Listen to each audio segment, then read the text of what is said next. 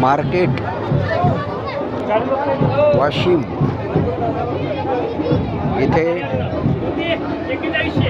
मोठ्या मूर्ती आहेत. या मूर्ती सर्वाधिक मोठ्या असाव्यात आणि गणपतीची दुकानं संख्या वाढली, दुतर्फा दुकानं आहे.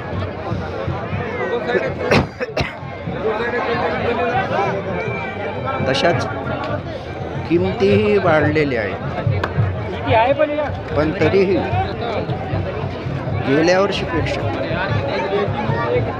अलोट अशी गर्दी आहे.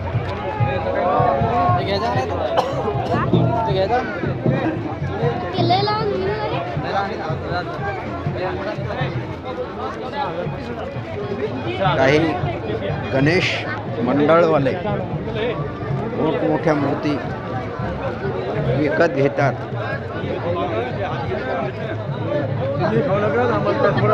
ही विकत घेतलेली मूर्ती आहे. केवढ्याची पडली? 10,000. ही 10,000ची मूर्ती आहे. प्रचंड पैसा खर्च केला जातो.